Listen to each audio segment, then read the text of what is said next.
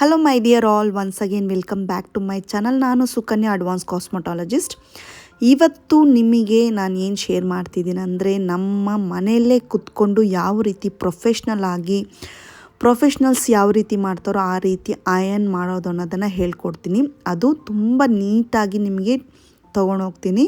So ಯಾವ ರೀತಿ protection ಮಾಡ್ಕೋಬೋದು ಅಯರ್ನ್ ಮಾಡೋಕ್ಕಿಂತ ಮುಂಚೆ ಅನ್ನೋದನ್ನು ನಾನು ನಿಮಗೆ ಡೀಟೇಲಾಗಿ ಇದರಲ್ಲಿ ಶೇರ್ ಮಾಡಿದ್ದೀನಿ. ಸೊ ಇವತ್ತು ಅಯರ್ನಿಂಗ್ ಕ್ಲಾಸ್. ಸೊ ಫುಲ್ ಡೀಟೇಲಾಗಿ ನೋಡಿ ಆಮೇಲೆ ನಾನು ಕ್ವೆಶನ್ ಮಾಡಿ. ವಿಡಿಯೋಸ್ನ ಫುಲ್ ನೋಡಿಲ್ಲ ಅಂದರೆ ನಿಮ್ಗೆ ಅರ್ಥ ಆಗಲ್ಲ. ಮಧ್ಯದಲ್ಲಿ ಕ್ವೆಶನ್ಸ್ ಕೇಳಿದ್ರೆ ನಿಮಗೂ ಅದು ಕರೆಕ್ಟಾಗಿ ಗೊತ್ತಾಗಲ್ಲ. ಬಿಕಾಸ್ ಫುಲ್ ಡೀಟೇಲಾಗಿ ನಾನು ಹೇಳಿರ್ತೀನಿ, ನೀವು ಮತ್ತೆ ವೀಡಿಯೋಸಲ್ಲಿ ಬರೋದನ್ನೇ ಮತ್ತೆ ಕ್ವೆಶನ್ ಮಾಡ್ತಿರ್ತೀರ.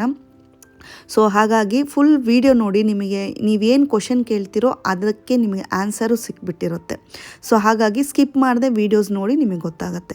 ಫಸ್ಟು ನಾವು ಅಯರ್ನ್ ಮಾಡೋಕ್ಕಿಂತ ಮುಂಚೆ ನಾವೇ ಮಾಡ್ಕೊತಿದ್ದೀವಿ, ಫಸ್ಟ್ ಟೈಮ್ ಮಾಡ್ತಾ ಇದ್ದೀರಾ ಅನ್ನೋರಿಗೆ ಈ ಟಿಪ್ಸ್ ಎಲ್ಲ ಕೊಡ್ತಾ ಇದ್ದೀನಿ. ಸೊ ಫಸ್ಟು ಡಿಟ್ಯಾಂಗಲ್ ಮಾಡ್ಕೊಳ್ಳಿ. ಹೇರ್ಸ್ನ ನೀಟಾಗಿ ನಾವು ಡಿಟ್ಯಾಂಗಲ್ ಮಾಡ್ಕೋಬೇಕು. ಎಷ್ಟೋ ಜನ ಕೇಳ್ತಾ ಇದ್ದೀರಾ ನಾನು ಯೂಸ್ ಮಾಡ್ತಿರೋ ಪ್ರಾಡಕ್ಟ್ಸ್ನ ಬಂದು ಲಿಂಕ್ ಕೊಡಿ ಅಂತ. ಸೊ ನಾನು ಆದಷ್ಟು ಈ ರೀತಿ ಪ್ರಾಡಕ್ಟ್ಸ್ನೆಲ್ಲ ಆನ್ಲೈನಲ್ಲಿ ಪರ್ಚೇಸ್ ಮಾಡಲ್ಲ. ಸೊ ಬ್ಯಾಂಗ್ಳೂರಲ್ಲಿ ವೈಭವ್ ಸ್ಟೋರ್ ಅಂತಿದೆ, ಅಲ್ಲೋಗಿ ಪರ್ಚೇಸ್ ಮಾಡ್ಕೊತಾ ಇದ್ದೀನಿ ಈ ಪ್ರಾಡಕ್ಟ್ಸ್ನೆಲ್ಲ. ಬ್ಯೂಟಿ ಪ್ರಾಡಕ್ಟ್ಸು ಮತ್ತು ಈ ರೀತಿ ಕೆಲವು ಟ್ರಸ್ಟಬಲ್ ಪ್ರಾಡಕ್ಟ್ಸ್ನೆಲ್ಲ ನಾನು ಅಲ್ಲೇ ಹೋಗಿ ತೊಗೊಳ್ಳೋದು. ಯಾವುದು ನಾನು ಆನ್ಲೈನಲ್ಲಿ ಪರ್ಚೇಸ್ ಮಾಡಲ್ಲ. ಕೆಲವೆಲ್ಲ ತುಂಬ ಎಮರ್ಜೆನ್ಸಿಗೆ ಬೇಕಾಗಿರೋದು ಮಾತ್ರ ನಾನು ಆನ್ಲೈನಲ್ಲಿ ಪರ್ಚೇಸ್ ಮಾಡ್ಕೊತೀನಿ. ಸೊ ನನಗೆ ಆನ್ಲೈನಲ್ಲಿ ಸ್ವಲ್ಪ ನಂಬಿಕೆನೇ ಇದೆ, ಚೆನ್ನಾಗೂ ಇರುತ್ತೆ. ಬಟ್ ಕೆಲವು ಟೈಮಲ್ಲಿ ಯಾಮಾರ್ಬಿಟ್ರೆ ಮತ್ತು ರಿಟರ್ನಬಲ್ ಇರಲ್ಲ. ಸೊ ಒಂದೊಂದು ಪ್ರಾಡಕ್ಟ್ಸು ಸ್ವಲ್ಪ ಜಾಸ್ತಿನೇ ಇರುತ್ತೆ. ಸೊ ಹಾಗಾಗಿ ನಾನು ಇದರಲ್ಲಿ ತೋರಿಸೋ ಪ್ರಾಡಕ್ಟ್ಸು ನಿಮಗೆ ಬೇಕು ಅಂದರೆ ಆನ್ಲೈನ್ ಗೂಗಲಲ್ಲಿ ಹಾಕಿ ಸರ್ಚ್ ಮಾಡಿ ಸಿಗುತ್ತೆ. ಸೊ ನೀವು ಪರ್ಚೇಸ್ ಮಾಡ್ಕೋಬೋದು. ಸ್ವಲ್ಪ ನೈಕಾದಲ್ಲಿ ಪರ್ಚೇಸ್ ಮಾಡೋ ಥರ ನೋಡ್ಕೊಳ್ಳಿ, ಇಲ್ಲ ಅಂದರೆ ನಿಮ್ಮ ನಿಯರ್ ಸ್ಟೋರ್ಗೆ ಹೋಗಿ ಪರ್ಚೇಸ್ ಮಾಡ್ಕೊಳ್ಳಿ. ಸೊ ನಾನಿವಾಗ ಫಸ್ಟು ಮೋಸ್ ಅಂತ ಇರುತ್ತಲ್ವ, ಅದು ಹೇರ್ನ ಫಸ್ಟು ಪ್ರಾಡಕ್ಟ್ ಹಾಕ್ಕೊಳ್ಳಿ. ನಿಮಗೆ ನೆಕ್ಸ್ಟ್ ಸ್ಟೆಪ್ಪನ್ನ ನಿಮಗೆ ಮಾಡೋದಕ್ಕೆ ರೆಡಿ ಮಾಡಿ ಕೊಡುವಂಥ ಒಂದು ಪ್ರಾಡಕ್ಟ್ ಅದು. ಸೊ ಇವಾಗ ನಾನು ಯಾವ ರೀತಿ ಕೋಮಲ್ಲಿ ಸ್ವಲ್ಪ ಅಪ್ಲೈ ಮಾಡಿದ್ದೀನೋ ಆ ರೀತಿಯೇ ನಿಮಗೆ ಫಾರ್ಮ್ ರೀತಿಯಲ್ಲಿ ಇರುತ್ತದು. ಸೊ ಅಷ್ಟು ಸ್ವಲ್ಪ ತಗೊಂಡು ನೀವು ಹೇರ್ಗೆ ಅದನ್ನು ಚೆನ್ನಾಗಿ ಕೋಮಲ್ಲೇ ಹಾಕ್ಕೊಳ್ಳಿ. ಇಲ್ಲ ಕೈಯಲ್ಲಿ ಹಾಕ್ಕೊಳ್ತೀನಿ ಅಂದರೂ ಪ್ರಾಬ್ಲಮ್ ಇಲ್ಲ, ಬಟ್ ಕೋಮಲ್ಲಿ ಹಾಕ್ಕೊಂಡ್ರೆ ನೀಟಾಗಿ ಎಲ್ಲ ಕಡೆ ಸ್ಪ್ರೆಡ್ ಆಗುತ್ತೆ.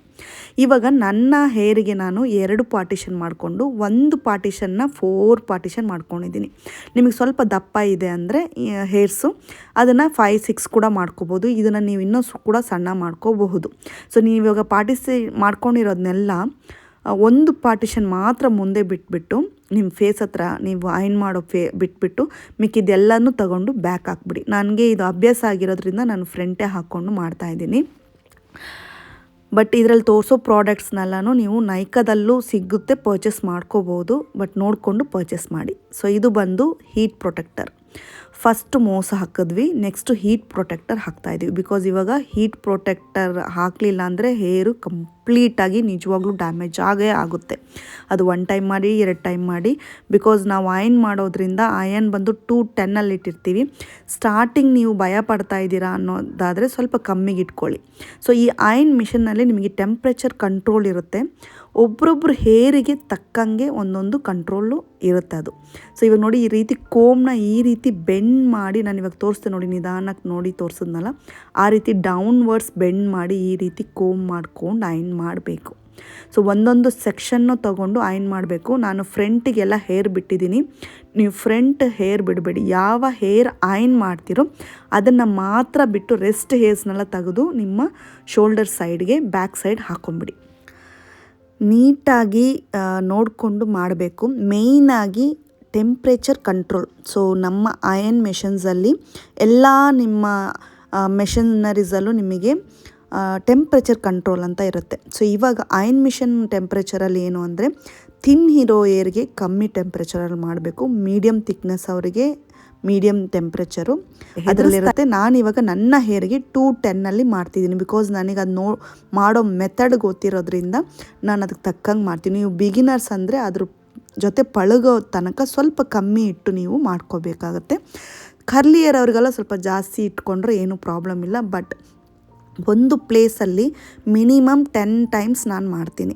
ಸೊ ನೀವು ಆ ರೀತಿ ಲೆಕ್ಕ ಇಟ್ಕೋಬೇಕು. ಬಿಕಾಸ್ ನಿಮಗೆ ನೀವೇ ಮಾಡ್ಕೊತಿರೋದ್ರಿಂದ ಒಂದೇ ಥರ ಬರಬೇಕಂದ್ರೆ ಮಿನಿಮಮ್ 10 ಟೈಮ್ಸ್ ಮಾಡಿಕೊಂಡ್ರೆ ನಿಮಗೆ ಅದು ಕೌಂಟಿಂಗ್ ಇರುತ್ತೆ. ಎಲ್ಲ ಸೆಕ್ಷನ್ಸ್ಗೂ ನೀವು 10 ಟೈಮ್ಸ್ ಮಾಡಿದ್ರೆ ಆ ಒಂದೇ ಟೆಕ್ಚರಲ್ಲಿ ನಿಮಗೆ ಹೇರ್ನು ನೀಟಾಗಿ ಫಿನಿಶಿಂಗ್ ಸಿಗುತ್ತೆ.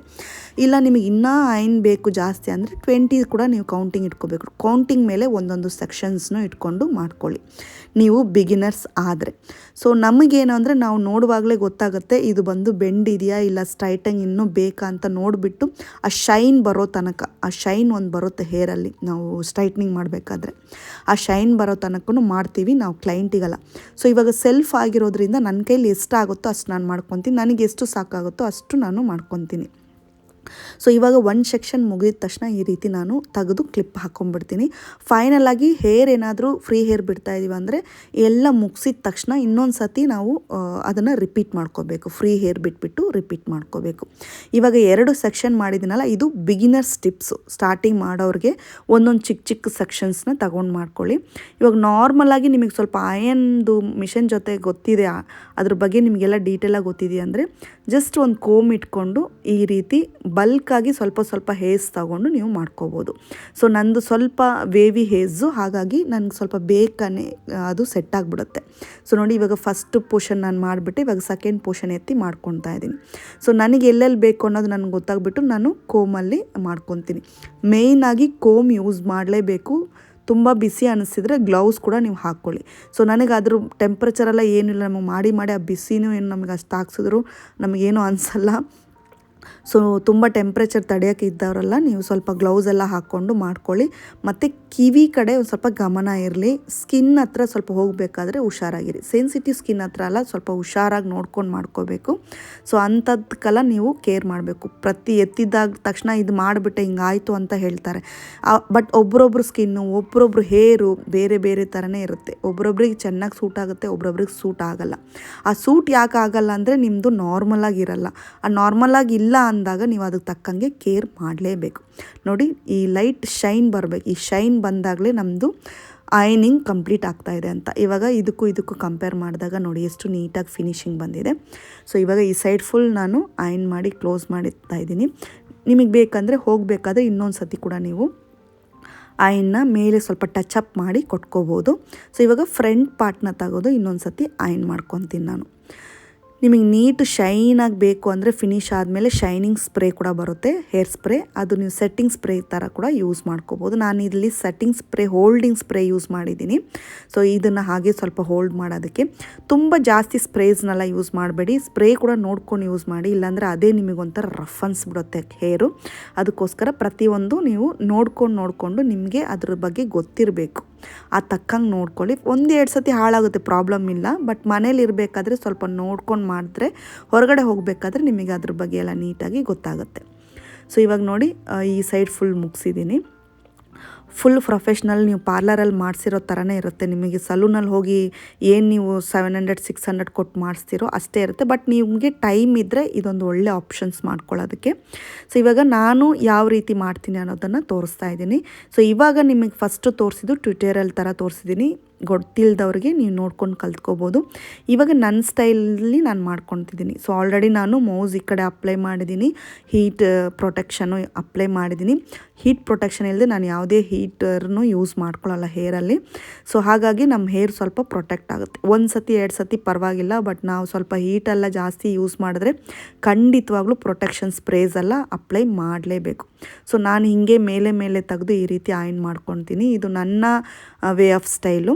ಸೊ ಅನ್ಪ್ರೊಫೆಷ್ನಲ್ ಆಗಿರುತ್ತೆ. ಬಟ್ ನನಗೆ ಇದು ಅಭ್ಯಾಸ ಆಗಿದೆ. ಈ ರೀತಿ ಹೊರಗಡೆ ಏನಾದರೂ ಅರ್ಜೆಂಟಾಗಿ ಹೋಗ್ಬೇಕಂದ್ರೆ ಒಂದು 10 ಮಿನಿಟ್ಸ್ಗೊಳಗಡೆ ನಾನು ಬೇಗ ಮಾಡಿಬಿಡ್ತೀನಿ. ಸೊ ನನ್ನ ಒಂದು ಸೆಟ್ಟಿಂಗ್ ಬಂದು ಬೇಗ ಇರುತ್ತೆ. ಹೆಲ್ಪ್ ಮಾಡೋದಕ್ಕೆ ಯಾರೂ ಇಲ್ಲ ಅಂದಾಗ ನಾನು ಈ ರೀತಿ ಬೇಗ ತೆಗೆದು ಮಾಡ್ಕೊತೀನಿ. ಬೇಗ ಮಾಡ್ತೀನಿ. ಬಟ್ ನನಗೆ ಎಲ್ಲ ಕಡೆನೂ ನಿಗಾ ಇರುತ್ತೆ. ಸೊ ಕಿವಿ ಕಡೆ ನಿಗಾ ಇರುತ್ತೆ, ಸ್ಕಿನ್ನು, ಕುತ್ತಿಗೆ ಎಲ್ಲ ಕಡೆನೂ ನಾನು ಆ ಒಂದು ಜ್ಞಾಪಕ ನನಗಿರುತ್ತೆ. ಸೊ ಕೆಲವು ಟೈಮಲ್ಲಿ ನಾವು ಇದನ್ನು ಮಾಡ್ತಾ ಇರ್ತೀವಿ, ಬಿಗಿನರ್ಸ್ಗೆ ಅದಾಗುತ್ತೆ. ಮಾಡ್ತಾ ಇದ್ದಾಗ ಅಲ್ಲಿ ಸುಟ್ಕೊತೀರ. ಸೊ ಅದು ಸ್ವಲ್ಪ ಹುಷಾರಾಗಿ ನೋಡ್ಕೊಳ್ಳಿ.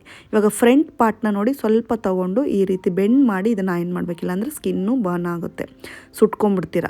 ಸೊ ನೋಡಿ ಈ ರೀತಿ ಬೆಂಡ್ ಮಾಡಿ, ಸ್ವಲ್ಪ ಒಳಗಡೆಯಿಂದ ಬೆಂಡ್ ಮಾಡಿ ನೀವು ಮಾಡ್ಕೋಬೇಕಾಗುತ್ತೆ. ಸೊ ನಾನಿವಾಗ ಈ ರೀತಿ ಸ್ವಲ್ಪ ಸ್ಟ್ರೈಟಾಗಿ ಮಾಡ್ತೀನಿ, ಬಿಕಾಸ್ ಎಲ್ಲರಿಗೂ ಒಂದು ದೊಡ್ಡ ಪ್ರಾಬ್ಲಮ್ ಈ ಫ್ರಂಟ್ ಬೇಬಿ ಹೇರ್ಸು. ಇದನ್ನು ಮಾಡೋದು ಸ್ವಲ್ಪ ಕಷ್ಟ ಅಂತ ಇರ್ತೀರ. ಇದನ್ನು ನೀವು ಸ್ವಲ್ಪ ಒಂದೊಂದು ಚಿಕ್ಕ ಚಿಕ್ಕ ಸೆಕ್ಷನ್ ತೊಗೊಂಡು ಈ ರೀತಿ ಸ್ವಲ್ಪ ಸ್ವಲ್ಪ ಮಾಡ್ಕೊಂಡಾಗ ಅದು ನಿಮಗೆ ಸ್ಟ್ರೈಟನ್ನೇ ಆಗಿ ಇರುತ್ತೆ. ಸೊ ಹೇರ್ ಬಂದು ಫ್ರೀ ಹೇರ್ ಬಿಟ್ಟಾಗ ಅದೇನು ನಿಮ್ಗೆ ಗೊತ್ತಾಗಲ್ಲ. ಸೊ ಅಂಥ ಒಂದು ಬೇಬಿ ಹೇರ್ಸ್ ಇರೋರೆಲ್ಲ ಈ ರೀತಿ ಸೈಡ್ ಇದು ತೆಗೆದು ಪಫ್ ಇಟ್ಟಾಗ ತುಂಬಾ ಚೆನ್ನಾಗಿ ಕಾಣುತ್ತೆ. ನೋಡಿ ಇವಾಗ ಫುಲ್ ಎಷ್ಟು ಲಾಂಗ್ ಬಂದಿರುತ್ತೆ. ಸೊ ನಮಗೆ ಸ್ಟ್ರೈಟ್ನಿಂಗ್ ಮಾಡಿದಾಗ ಇರೋ ಹೇರ್ಗಿಂತ 1-2 ಇಂಚು ಸ್ವಲ್ಪ ಉದ್ದಕ್ಕೆ ಬರುತ್ತೆ, ಬಿಕಾಸ್ ವೇವಿಯಾಗಿದ್ದಾಗ ಮೇಲೆ ಇರುತ್ತೆ, ತುಂಬ ಸೂಪರಾಗಿ ಸೆಟ್ ಆಗುತ್ತೆ. ಸೊ ಇವಾಗ ಕಂಪ್ಲೀಟ್ ಮಾಡಾಯಿತು. ನಿಮಗೆ ಬೇಕಾದರೆ ಇನ್ನೊಂದು ಸತಿ ಎಲ್ಲ ಫುಲ್ ಒಂದು ಕಡೆಯಿಂದ ಸೆಟ್ ಮಾಡ್ಕೋಬೋದು. ಸೊ ನಾನಿವಾಗ ಜಸ್ಟ್ ಒಂದು ಹೇರ್ ಸ್ಟೈಲ್, ಸಿಂಪಲಾಗಿ ಒಂದು ಹೇರ್ ಸ್ಟೈಲ್ ಮಾಡ್ಕೊತಾ ಇದ್ದೀನಿ. ಸೊ ಆ ಹೇರ್ ಸ್ಟೈಲ್ ಮಾಡಿಕೊಂಡು ನಾನು ಬರ್ಡೇಗೆ ರೆಡಿ ಆಗಬೇಕು, ಅದಕ್ಕೋಸ್ಕರ ನಾನು ಹೆಂಗೋ ಮಾಡ್ತಾಯಿದ್ದೀನಿ ಅಂತ ಹೇಳಿ ಸ್ಟ್ರೈಟ್ನನ್ನು ನಿಮ್ಮ ಜೊತೆ ಶೇರ್ ಮಾಡ್ತಾಯಿದ್ದೀನಿ. ಸೊ ನೋಡಿ ಎಷ್ಟು ಸಾಫ್ಟಾಗಿ ಬಂತು. ನೀವು ಬಂದು ಹೇರು ವಾಶ್ ಮಾಡಿರಬೇಕು ಮತ್ತು ಕಂಡೀಷ್ನಿಂಗ್ ಮಾಡಿರಬೇಕು, ಇನ್ನು ಸಾಫ್ಟಾಗಿ ಸಿಗುತ್ತೆ. ಫೈನಲ್ ಆಗಿ ಎಲ್ಲ ಆದಮೇಲೆ ಒಂದು ಹೋಲ್ಡಿಂಗ್ ಸ್ಪ್ರೇನ ಮಾಡ್ತಾಯಿದ್ದೀನಿ ಸ್ವಾಚ್ಕಾಫ್ ಬ್ರ್ಯಾಂಡಿಂದ. ಸೊ ಇದು ಬಂದು ನಂಬರ್ 4 ಸ್ಟ್ರಾಂಗಾಗಿ ಹೋಲ್ಡ್ ಮಾಡುತ್ತೆ. ಲೈಟಾಗಿ ಸ್ಪ್ರೇ ಮಾಡ್ಕೊತೀನಿ, ಜಾಸ್ತಿ ಹತ್ತಿರ ಇಟ್ಟು ಸ್ಪ್ರೇ ಮಾಡಬೇಡಿ.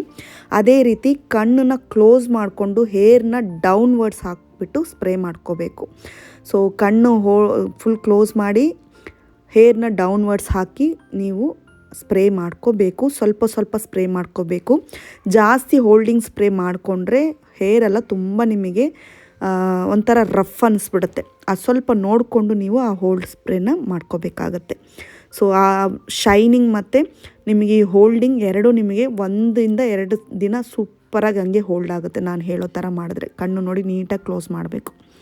ಸೊ ಫೈನಲಾಗಿ ಇದಾದಮೇಲೆ ಇನ್ನೊಂದೇ ಒಂದು ಪ್ರಾಡಕ್ಟ್ ಯೂಸ್ ಮಾಡಬೇಕು, ಸೀರಮ್. ಸೊ ಸೀರಮ್ ಬಂದು ಇನ್ನೊಂದು ಸ್ವಲ್ಪ ಶೈನ್ ಕೊಡೋದಕ್ಕೆ ಸೀರಮ್ ಸ್ವಲ್ಪ ರಫ್ ಅನಿಸುತ್ತೆ, ಮತ್ತು ಸ್ವಲ್ಪ ನಿಮಗೆ ಐನ್ ಮಾಡಿದಾಗ ಹೇರ್ಸ್ ಎಲ್ಲ ಸ್ವಲ್ಪ ಫ್ಲೈ ಆಗ್ತಿರುತ್ತೆ. ಸೊ ಅದನ್ನೆಲ್ಲ ಸ್ವಲ್ಪ ಕಂಟ್ರೋಲ್ ಮಾಡೋದಕ್ಕೆ ಲೈಟಾಗಿ ಈ ರೀತಿ ಅಪ್ಲೈ ಮಾಡ್ಕೋಬೇಕು. ಸೊ ಅದಿನ್ನೂ ಶೈನಿಂಗು ಕೊಡುತ್ತೆ, ಪ್ಲಸ್ ನಿಮಗೆ ಫ್ಲೈ ಆಗದಿರೋದನ್ನೆಲ್ಲ ಪ್ರೊಟೆಕ್ಟ್ ಮಾಡುತ್ತೆ. ಸೊ ಇದರಲ್ಲಿ ಯೂಸ್ ಮಾಡಿರೋ ಪ್ರಾಡಕ್ಟ್ಸು ಮತ್ತು ಯಾವ್ಯಾವ ರೀತಿ ಯೂಸ್ ಮಾಡಬೇಕು ಆ ಪ್ರಾಡಕ್ಟ್ಸ್ನೆಲ್ಲ ಅಂತಲೂ ನಿಮಗೆ ಡೀಟೇಲಾಗಿ ಎಕ್ಸ್ಪ್ಲೈನ್ ಮಾಡಿದ್ದೀನಿ, ನಿಮಗೆ ಅರ್ಥ ಆಗಿರುತ್ತೆ ಅಂದ್ಕೊಂಡಿದ್ದೀನಿ.